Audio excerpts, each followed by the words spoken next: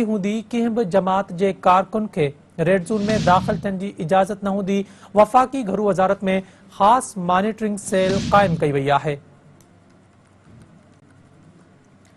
अहम ख़बर अवां सां शेयर कयूं पिया। इमरान ख़ान वज़ीर आज़म रहंदो या न, फ़ैसिलो अॼु थी रहियो आहे।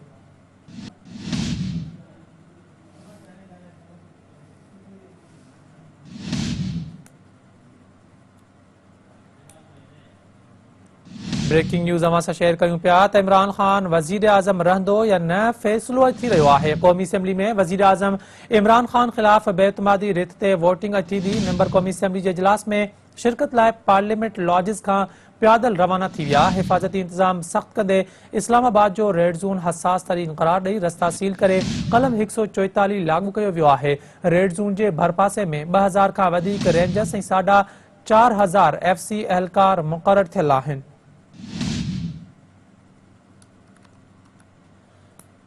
इमरान ख़ान वज़ीर आज़म रहंदो या न, फ़ैसिलो अॼु थी रहियो आहे। क़ौमी असेंबली में वज़ीर आज़म इमरान ख़ान ख़िलाफ़ बेतमादी रिथ ते वोटिंग अॼु थींदी। मेंबर क़ौमी असेंबली जे इजलास में शिरकत लाइ पार्लियामेंट लॉजिस खां पैदल रवाना थी विया आहिनि। हिफ़ाज़ती इंतज़ाम सख़्त कंदे इस्लामाबाद जो रेड ज़ोन हसास तरीन क़रार ॾेई रस्ता सील करे क़लम 144 लागू कयो वियो आहे।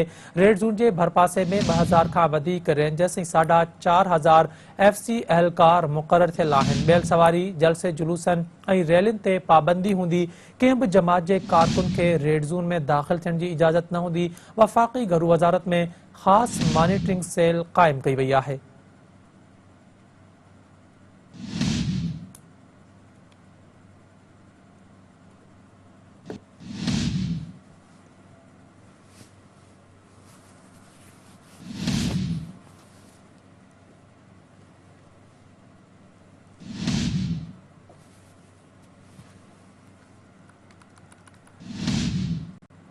नाज़रीन, अवां खे अपडेट कयूं पिया त इमरान ख़ान वज़ीर आज़म रहंदो या न, फ़ैसिलो अॼु थी रहियो आहे। क़ौमी असेंबली में वज़ीर आज़म इमरान ख़ान ख़िलाफ़ बेतमादी रिथ ते वोटिंग अॼु थींदी। मेंबर क़ौमी असेंबली जे इजलास में शिरकत लाइ पार्लियामेंट लॉजिस खां पैदल रवाना थी विया आहिनि। हिफ़ाज़ती इंतज़ाम सख़्त कंदे इस्लामाबाद जो रेड ज़ोन हसास तरीन क़रार ॾेई रस्ता सील करे क़लम 144 लागू कयो वियो आहे।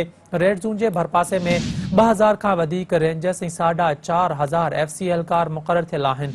ॿियल सवारी, जलसे जुलूसनि ऐं रैलियुनि ते पाबंदी हूंदी। कंहिं बि जमात जे कारकुन खे रेड ज़ोन में दाख़िल थियण जी इजाज़त न हूंदी।